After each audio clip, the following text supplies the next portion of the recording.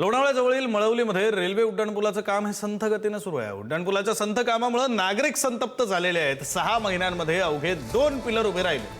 मुख्य रस्ता खोदल्यानं पर्यायी मार्गावर खड्ड्यांचं साम्राज्य निर्माण झालंय। अपघात, वाहनांचं नुकसान, वाहतूक कोंडीनं नागरिक त्रस्त झालेले आहेत। मळवलीकरांचा 6 ऑगस्ट पासून आमरण उपोषणाचा इशारा देण्यात आलेला आहे। नागरिकांच्या सुरक्षेचा प्रश्न दिवसेंदिवस गंभीर होत असताना रेल्वे प्रशासन आणि संबंधित ठेकेदार जागे होणार का? रखडलेल्या कामाला गती दिली जाणार का? आणि मळवलीकरांसह पर्यटकांना या त्रासातून दिलासा कधी मिळणार याकडे आता संपूर्ण मावळ तालुक्याचं लक्ष लागलेलं आहे।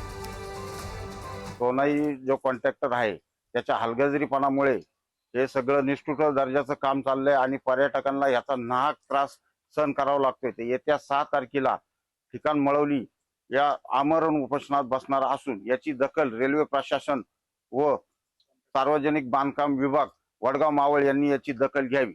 आता हे रस्त्याचं काम एवढं निकृष्ट झालेलं आहे, म्हणजे रेल्वेचं काम चालू आहे, पण आम्हाला गाववाल्यांना भरपूर त्रास होतोय।